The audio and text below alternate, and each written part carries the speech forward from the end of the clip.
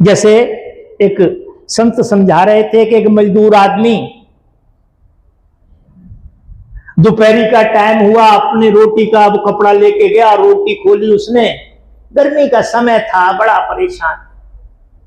अब रोटी तोड़ ही रहा था टुकड़ा, तो उसके दिमाग में आई, देखो यार हम भी कैसे हैं, दुनिया महलों में है, अगर हमारा भी महल होता, एक सेकंड लगी महल बन गया। बोले भाई इसमें बिस्तर भी अगर होता तो कितना अच्छा, बिस्तर भी आ गया। यहां तक बड़े अनेक प्रकार के व्यंजन आ गए। उसके बाद तो सूखी रोटी थी, व्यंजन आ गए, पत्नी आ गई, बच्चे आ गए, नौकर चाकर सब आ गए, और बाद में उसने विचार किया कि यार इस पेड़ पर कहीं भूत तो नहीं है मुझे खा जाए। एकदम भूत आया, उसे खा लिया। क्या हुआ? कल्पना किसने की? उसने। उस कल्पना को प्रमाणित किसने किया? उसने। फिर कल्पना किसने की कि भूत तो नहीं है इस पे, कहीं खा न जाए, खा ले। तो कामधेनु और कलवृक्ष, कलवृक्ष का मतलब होता है कल्पना कीजिए और आपके सामने वो वस्तु उपस्थित हो जाएगी। और कामधेनु, कामधेनु का अर्थ होता है आप कितना भी खर्च करें। एक बाल्टी में आपने पानी ले लिया, एक गिलास निकाला, 2 निकाले, 4 निकाले, 6 निकाले, 8 निकाले, 10 निकाले, एक समय पे जाके उसका तला दिखाई दे जाएगा। तला दिखाई दे जाएगा। मगर कामधेनु रूपी जो बाल्टी है, उसमें से लाखों समुद्र जल निकालने, लाखों समुद्र जल निकालने, फिर भी वो एक मां से वर भी कम नहीं हो। कई बार देखते हैं हमारे घर में भी कामधेनु होती है, सब तरह से मौज है, हर तरह से आनंद है, सब ठीक है, कोई आपत्ति नहीं किसी प्रकार की, पत्नी भी ठीक है, बेटे भी ठीक है, बेटी भी ठीक है, पोते भी, सब ठीक है हर तरह से। इसी को कामधेनु कहते हैं। और जहां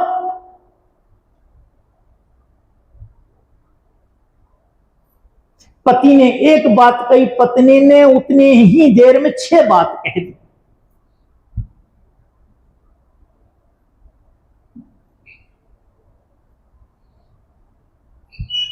पति ने 2 बात कही, उतनी ही देर में पत्नी ने 6 बात कह दी।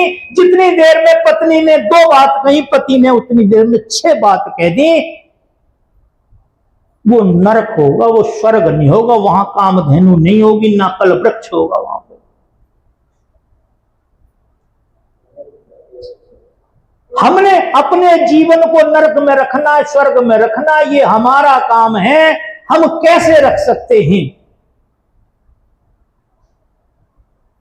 एक संत कहीं किनारे, रोड के किनारे बड़ा सुंदर सी स्पील पड़ी हुई थी, उस पे बैठे रहा करते थे। एक प्रसिद्ध संत थे, कई गाड़ियां जाती थी उनके साथ। एक दिन उन्होंने ड्राइवर से कहा कि भैया रोको जरा, महात्मा जी से बात करेंगे, पैसे का हिसाब किताब बहुत बड़ा होता है, महात्मा हो कोई भी हो।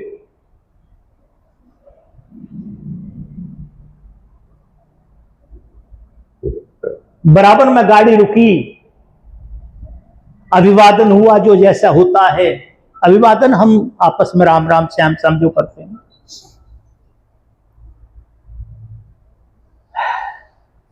महात्मा जी ने कहा सुनाओ कैसे हो? बोले बहुत अच्छे हैं, बहुत अच्छे हैं। चलो यहां बैठे रहते हो, चलो आश्रम चलो। बोले वहां क्या करेंगे? बोले भजन करना। महात्मा जी ने कहा क्या गारंटी है वहां हो जाएगा जो यहां नहीं हो रहा है? जो यहां नहीं हो रहा है वहां हो जाएगा, कोई गारंटी है? अरे आप जाओ अपना काम करो, मैं अपना जैसा है उसमें आनंदित हूं। क्या हूं? ठीक हूं। एक ने कही दूजे ने मानी, नानक कहें वो दोनों ज्ञानी। वही स्वर्ग है, चाहे दो शिष्य हो, चाहे पति पत्नी हो, चाहे बेटा बेटी हो, कोई भी हो। एक दूसरे की बात को फूल चढ़ा देना। एक महीना करके आप देख लें, एक महीना आप करके देख लें, दूसरे की बात का विरोध न करें अंदर से। कई बार क्या होता है, तपस्वी वो मौनी बाबा बैठे हैं, और मौनी बाबा बैठे एकदम अकड़ के बैठे हुए हैं, बात नहीं करते किसी से। एक बार आगे से जाके जरा गाली जाके देखो, चिमटा आपके पेट में उछेड़ देंगे। मौनी बाबा नहीं, वो मौनी बाबा नहीं। अंदर से हारना सीखो, अंदर से किसी की बात को फूल चढ़ाना सीखो। क्या करना सीखो? फूल चढ़ाना सीखो। हर बात का तर्क देना चालू कर देते, 1 सेकंड लगती है, ऐसे नहीं ऐसे नहीं ऐसे नहीं ऐसे नहीं। अरे भाई परिस्थितियां कैसी भी हो सकती हैं। क्या हो सकता है? परिस्थितियां कैसी भी हो सकती हैं। एक ने कही दूजे ने मानी, नानक कहे वो दोनों ज्ञानी। वो दोनों ही ज्ञानी हैं। तो कह रहे हैं कि मैं अब वो धन कहां से लाऊं? एक फिल्मी गाना है, वो दिल कहां से लाऊं, तेरी याद जो भुला दे। वैसे तो ये गीत है, पर ये बहुत सुंदर भजन भी है। कितना सुंदर भजन है। गायकार ने या लेखक ने कितनी बड़ी कल्पना की है कि वो दिल में मेरे पास नहीं हो सकता जो तेरी याद भुला दे। किसकी? परमेश्वर की जो याद भुला दे, वो दिल में न चाहता हूं न मेरे पास है। सब कर लिया, सब कुछ ठीक कर लिया। एक संत एक दिन सत्संग सुना रहे थे, और एक छोटी सी बात को उन्होंने 2.5 घंटे सत्संग सुनाया। अब पहले तो लोगों ने कहा कि गुरुजी सत्संग सुना रहे हैं, ये फिल्मी गीत सुना रहे हैं।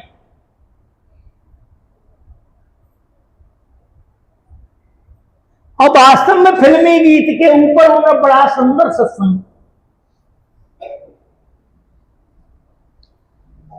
एक तू ना मिला सारी दुनिया मिले भी तो क्या हो।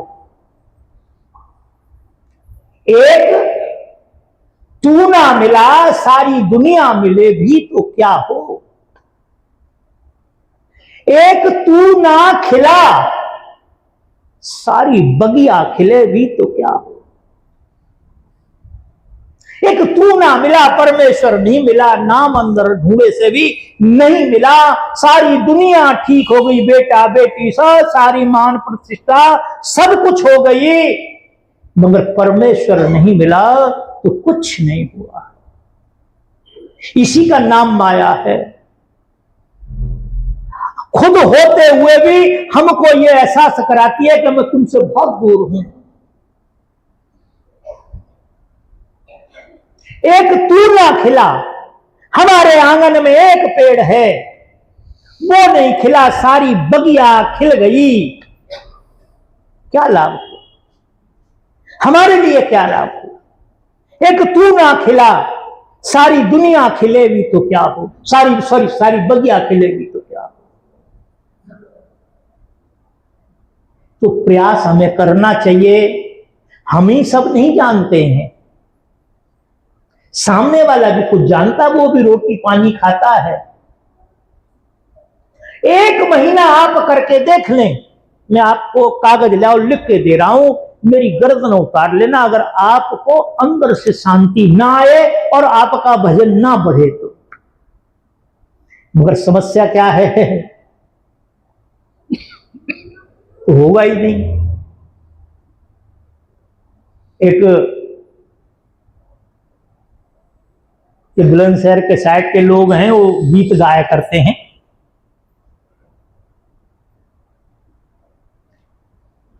तो एक शब्द है, बड़ा सा छोटा सा ही है वैसे तो, मैं अभी बात चल रही है उस विषय पे, मेरी बात को गलत मत लेना।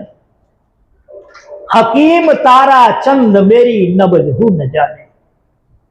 कोई हकीम है ताराचंद नाम का, और वो बेटी कह रही है